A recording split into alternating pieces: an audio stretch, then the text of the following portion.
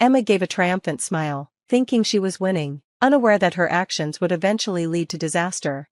My name is Sally, I'm 32 years old, and I work as a seamstress at a TV and film studio, fixing costumes. The costumes range from fancy period pieces to modern clothes used in current shows. My job involves adjusting designs to fit both the era and the actors, as well as repairing any damage from filming. I mostly work with sewing machines and irons, and although my main job is fixing clothes, I can also make garments from scratch, a skill I learned by watching my mom when I was young. I love my work, even if the hours are unpredictable and the demands high. I hope to keep working here for the rest of my career. I met my husband, Joe, at the studio, where he worked taking care of the actors. Joe is 3 years older than me, and since we saw each other every day, we gradually grew closer. 2 years after meeting, despite our busy schedules, we got married. Just as we started our new life together, my mother fell ill and passed away, so we had to delay our wedding plans. We'd originally planned a small ceremony at a local church with only family, but after postponing it, we decided to save for a bigger wedding and honeymoon.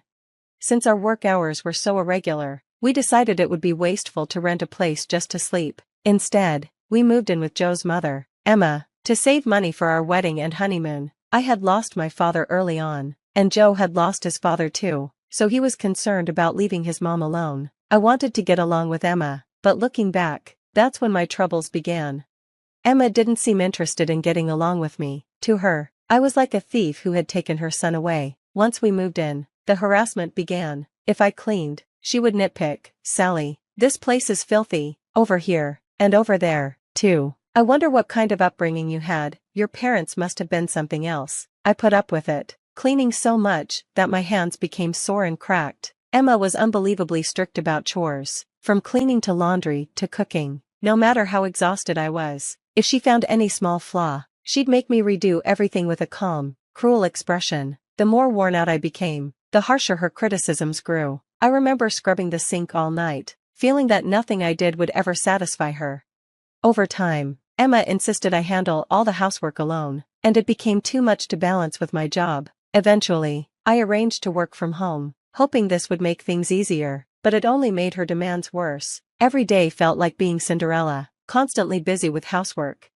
Is the laundry done? The upstairs curtain has a tear, fix it. Since you're good at sewing, right? She'd say. I'm sorry, Emma, I have urgent work, could I fix it on the weekend? I'd reply. What are you saying? The neighbors could see it like that. Fix it now. I found myself working while doing housework or doing chores while working, sometimes staying up all night to keep up. The work never seemed to end, and Emma seemed to take pleasure in watching me wear myself out. Our relationship became that of a mistress and a maid. I did everything around the house while she continued to demand more. I had too much pride to easily share my struggles with Joe. I tried my best to keep up with my duties, but the real challenge wasn't just the physical exhaustion, it was the mental strain that wore me down. Sometimes, Emma would invite the neighbors over for lunch, which felt like a nightmare. She'd criticize me even more harshly in front of them, and I'd overhear her saying things like, "She's such a terrible daughter-in-law, I have to teach her every day. My son may be blind to it, but I'm not. She's just so rude and lacks any common sense." The neighbors would laugh and agree, and I'd think to myself, who's really the one lacking common sense? I could handle chores, but the hurtful words stayed with me, and I felt like I was reaching my breaking point. If things went on like this, I worried I might lose my mind.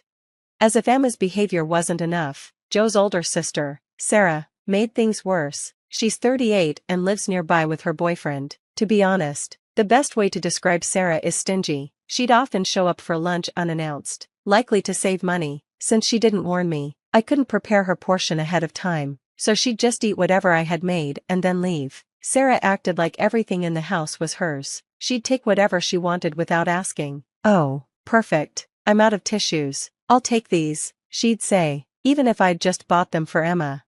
If I tried to say something, like, "But Sarah, I bought those for Emma," she'd glare at me and say, "You're always home, aren't you? Just go buy more." Sarah was just like her mother, and I couldn't understand how Joe had turned out so different. The biggest problem was when Sarah took ingredients for dinner without asking. Each time, I'd have to stop everything and go shopping again. One day, I'd had enough. I asked, "Sarah, could you please tell me before you take something?" Later, she told Emma, twisting my words, Emma confronted me, saying, "Did you tell Sarah not to come over anymore?" "No, I didn't say that," I replied, but Emma just shot back, "So you're calling Sarah a liar?" Stuck between Sarah's lies and Emma's cruelty, I felt completely trapped. Dealing with Emma alone was hard enough, but together, they made life unbearable. One day, as I passed by their room, I overheard them talking. Sarah said loudly, "It's like having a free maid. How nice. I wish I could have one at my house too." Hearing myself referred to as a maid stung deeply. I already felt like one, but having it said out loud was unbearable. Something inside me snapped. That night, I finally opened up to Joe. "I can't do this anymore. I've been patient, but I can't live with Emma any longer. Please, let's move out." After a moment, Joe agreed. "We've saved enough. Let's move out soon." "Really?" I said, feeling tears of relief. "I'll start looking for a place right away." Little did we know, Emma had overheard our conversation, and this would lead to her strange behavior later on. From that day, my life felt brighter. I had one big dream. I wanted to wear a wedding dress I'd made myself, especially since sewing was my passion. I shared this with Joe, and feeling motivated, I ordered fabric online and started working on the dress in secret. It gave me something positive to focus on. One day, Sarah dropped by unexpectedly and saw me sewing the dress. "Oh wow, a wedding dress. It must be nice to have your own dress," she said. Then she added, "Hey, Sally, I'm getting married in 2 months. Make my dress too, would you?" "Really?" I replied, a bit taken aback. "Yeah, renting is such a waste of money. I want to keep costs down for my wedding, so please help me out." This was typical Sarah, always trying to save money. I hesitated, but eventually agreed to make her dress since she would cover the cost of the materials. Since our wedding was still a while away, I decided to focus on Sarah's dress first. "Keep this a secret from Mom," Sarah told me. It turned out Sarah planned to tell Emma she was renting the dress, hoping Emma would give her money to cover the rental fee, whatever she paid me for materials. She was set on getting back. Her stinginess was almost impressive. I even mentioned this to Joe, who said, "Once my sister decides on something, she won't back down." "I'm sorry, but it'd really help if you could make the dress for her." I didn't mind too much. Feeling positive, I smiled and said, "Leave it to me, I'll do my best." I saw it as good practice for making my own dress and a way to improve my relationship with Sarah. I dove into the dressmaking process, working on it between house chores and my main job. Emma must have noticed, as she would sometimes peek into my room to see what I was doing. With Sarah's wedding approaching fast, I was nearly done with the dress. Then one day, Emma came into my room with an unusual, cheerful smile. "You're working hard today, aren't you? Aren't you tired?" she asked. "Yes, a bit," I replied, feeling a little uneasy at her sudden friendliness. "I'll make us some coffee. Why don't you take a break?" she offered. "Really? That would be wonderful. Thank you," I said, surprised. Emma left, humming, but something felt off. Emma making coffee for me? That was unusual, but I brushed the feeling aside and went back to work, adding the final touches of lace. Despite it being Sarah's dress, I was putting real care into it. A while later, I smelled coffee and heard Emma knock at the door. "Sally, may I come in?" "Yes," I said, looking up. Emma entered, carrying a tray filled with cups and saucers, enough for a full party. Her arms trembled as she brought the heavy tray closer. Suddenly, she pretended to trip, and in an instant, cups and saucers went crashing, with coffee spilling everywhere.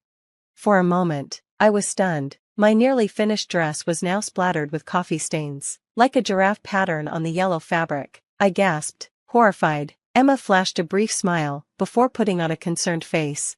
"Oh no, I'm so sorry, it was an accident. Are you hurt? Wait, is that a dress? I thought you were working on old fabric scraps."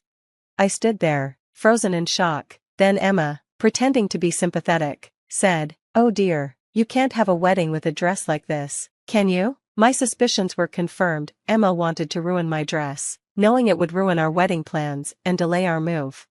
Swallowing my anger, I rushed to the bathroom, trying to rinse out the coffee stains before they set. Emma followed, watching me struggle with a malicious grin. "Need any help?" she asked. "No, I'm fine," I replied coldly, fighting a mix of anger and panic. Just then, Sarah appeared behind Emma and asked, "What's going on? Are you bullying Sally again?" Emma, trying to look innocent, replied, "Oh, I just accidentally spilled coffee on her dress." Sarah's eyes widened. What? That's my dress. What am I supposed to do? My wedding is in 2 weeks. Emma was stunned. Yours? I thought, wait, why didn't you tell me she was making your dress? As the two of them argued, I kept rinsing the dress, ignoring their ridiculous exchange. After all, I'd spent months working on this dress for my sister-in-law, and I wasn't going to give up on it now. As I washed the dress, I thought back over everything that had happened. I hadn't told anyone that I was making the dress for Sarah, so Emma must have thought it was mine. If she had known it was for her own daughter, she probably wouldn't have tried to ruin it. To Emma, I was always just a thief who had stolen her beloved son. She couldn't stand the thought of someone she viewed as merely a maid taking Joe away from her. She must have thought that if she sabotaged our wedding, Joe would stay. Her bitterness had driven her to this absurd plan.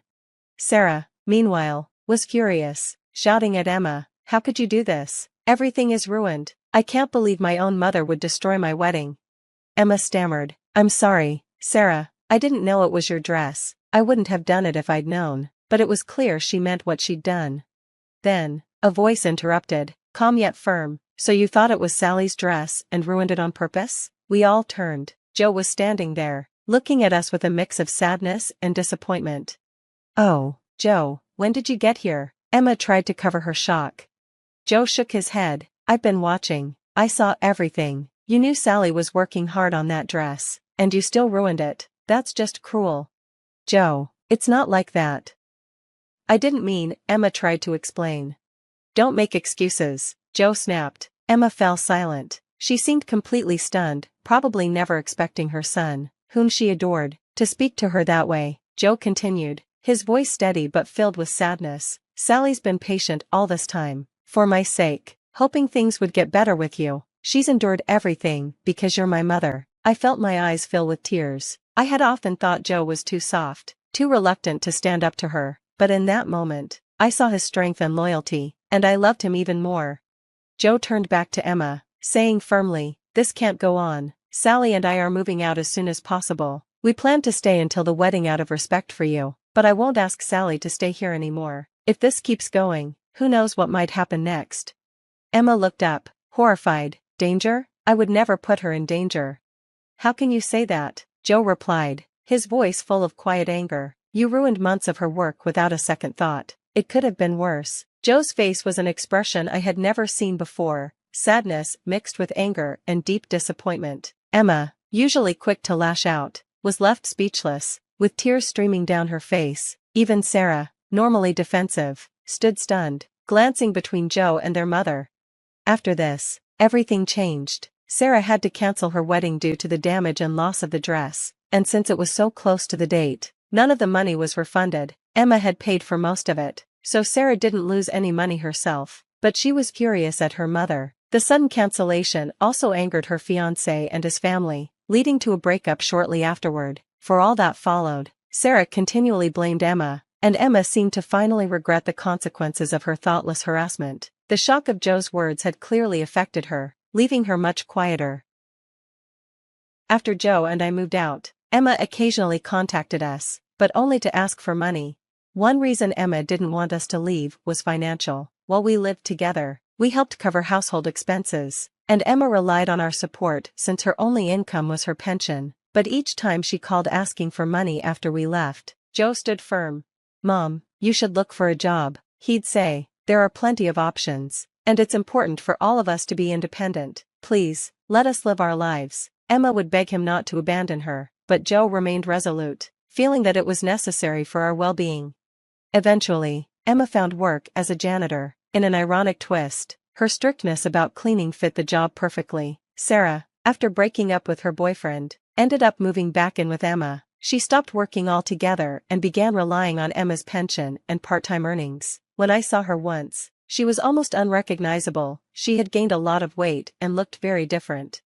As for Joe and me, we moved into a cozy apartment and are finally enjoying a happy, peaceful life. There's no one to criticize or make sarcastic comments here. Life now feels blissfully calm compared to the tension we lived with in that dysfunctional household. We've even set a date for our wedding. It'll be a small ceremony, just with close friends and colleagues. We chose not to invite Emma and Sarah. We didn't want any disruptions, especially given the difficult place they're in right now, but in the end, they brought this upon themselves. I've also started working on a new wedding dress. This one is going to be even more beautiful than the one that Emma ruined.